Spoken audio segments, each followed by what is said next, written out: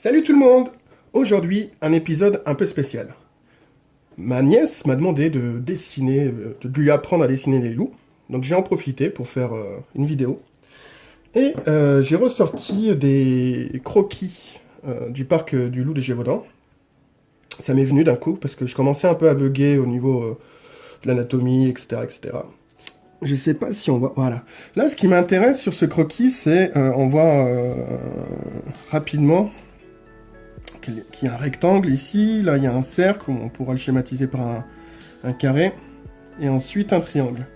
Et en fait, les rushs que j'ai trouvés, les croquis, bah pour moi c'est limpide.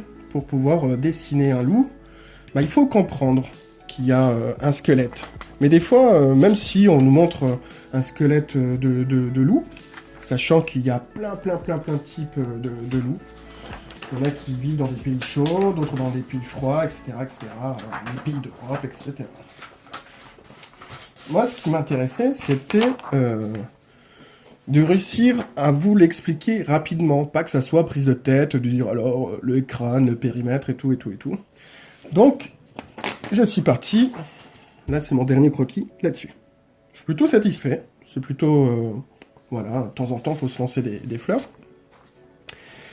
Et je me suis inspiré d'un de mes dessins. Donc je vais essayer de vous faire ça rapidement, histoire que ça prenne pas 10 plombes pour vous. Voilà, celui-là aussi j'aime bien. Celui-là il est cool. On va essayer de faire celui-là, on va essayer de s'inspirer de ce dessin pour pouvoir faire notre activité de la journée.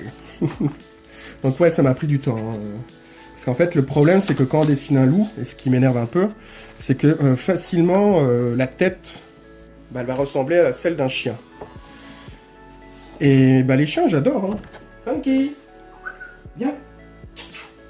Viens, Funky! Le chien ressemble à un loup. Mais il y a des caractéristiques qui vont faire que... Bah non, j'ai les oreilles. J'en poil, sa tête, sa truffe et tout. Donc on va essayer de ne pas tomber dans le piège de dessiner un toutou minou. Ok? Séance craquage. Pour faire notre lolo, on va faire un rectangle. Dac. Sur ce rectangle, un peu au-dessus de la moitié, hop, ici, on va placer l'œil. En 3/4.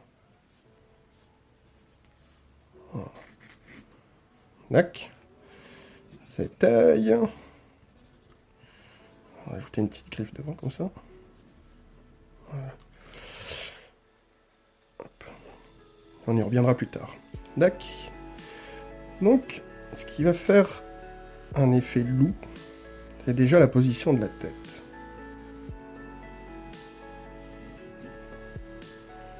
Un loup ou un chien, il regarde la plupart du temps la tête en bas. Je pourrais accentuer cet effet-là, mais on va rester sur le modèle. Ensuite, après avoir fait ce carré, rectangle comme vous voulez, ce carré, on va créer un rectangle. Mais un rectangle plus large de ce côté et plus étroit ici. Donc au niveau de la longueur, on va prendre par exemple hop, ce trait, les 3/4 du rectangle ici même, et on va l'ajouter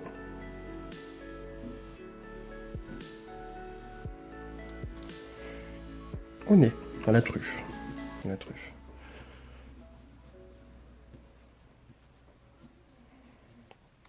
On fait le museau. Voilà, un petit arc de cercle de cette manière-là. Et ensuite, la bouche. Donc là, ce qui va être important, c'est quand on fait descendre la gueule, quoi. Quand on fait descendre le bas des babines, c'est qu'on va faire ou vers le haut, ou vers le bas. Donc là, on est dans un cours de dessin, BD, illustration. Je fais style. Donc, on va pas être sur du dessin réaliste. Si vous voulez faire du dessin réaliste, prenez le temps d'observer. Mais en premier, c'est bien de comprendre d'une manière simple comment on dessine. Donc le bas de la gueule, on va essayer de faire quelque chose de très fin. Voilà.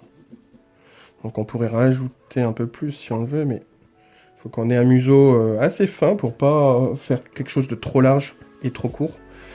Parce que ce qui va nous faire l'effet du loup, c'est cette longueur là. Le fait que ça soit fin. Si on fait trop court et trop bas, on va arriver sur une tête de chien. Donc comme je répète encore une fois, il y a plein de loups qui existent. Donc dans la nature, on va les retrouver avec des têtes différentes. Donc vous ne focalisez pas sur simplement qu'une seule type de tête. On va faire l'oreille. Donc l'oreille, on fait un triangle de cette manière-là. Et là, on va faire l'autre triangle comme s'il avait bougé l'oreille. En instant que ça soit joli. Hop. Donc je peux la reculer un peu plus. De cette manière-là. Il faut que je me dépêche. Il ne faut pas que la vidéo dure 3 heures. Parce que c'est long à uploader tout ça. Et merci l'équipe de la MJC pour le temps qui passe. Merci Marie, merci Céline, merci toute l'équipe de la MJC de pouvoir garder un lien avec vous. Hop. Donc le cou, on redescend un peu avant l'œil. Donc là, pareil, on va trouver des exemples. Moi, je vous incite à regarder plein de références et à dessiner en boucle, pour vous permettre de faire un peu de répétition, de vous aider de ce tuto-là, mais de faire de la répétition juste pour voir différents types de loups.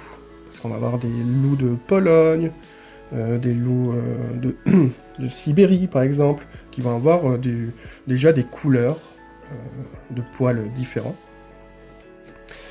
Et ils vont pas avoir vraiment la même tête aussi. Donc les loups gris, etc. etc. Je suis pas un spécialiste, ce sera à vous de... Hop.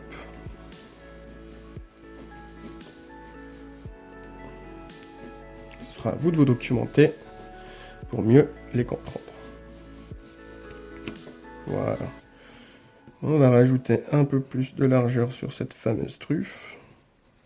On garde un peu de lumière. On va faire un ovale ici pour... Je sais pas comment on appelle ça exactement. Hop. Et ici, voilà, pour le haut du museau.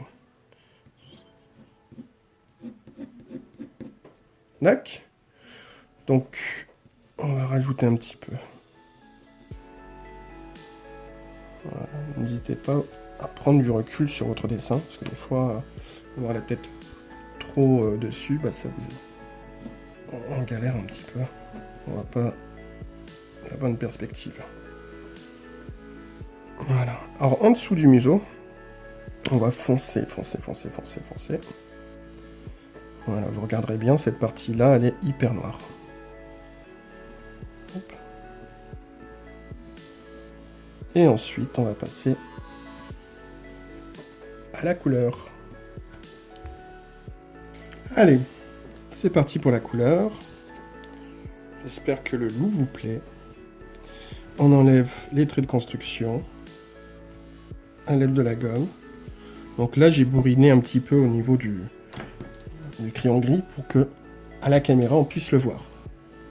Et normalement, on insiste un peu moins, parce que sinon la peinture ne peut pas s'accrocher sur le papier. J'utilise ce pinceau avec un réservoir d'eau. Là, il est vide, je vais le remplir. On va passer avec du bleu, avec du noir. Quand on fait de la peinture ou du coloriage, donc ça peut être au coloriage, il va falloir suivre le sens du poil. Tac. Ça, c'est assez important. Donc, quand vous regardez vos références, n'hésitez pas à zoomer, à regarder au millimètre près comment est le sens du poil. Tout simplement. Ensuite,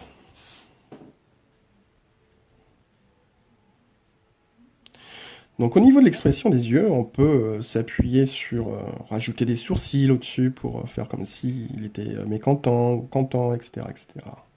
Ça peut être sympa, j'en ai fait sur d'autres dessins. C'est plutôt cool. Ça lui permet de lui donner un peu plus de vie, de lui donner un côté humain.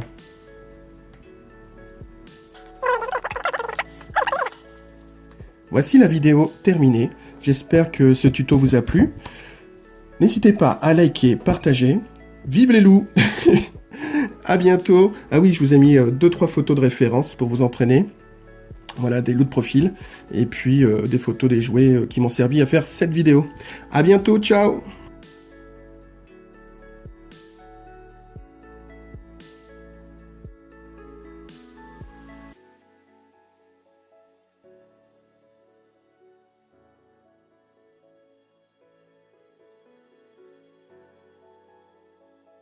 Et on se crocoche. 24, dis bonjour à la caméra. Miaou, miaou, miaou, miaou, miaou.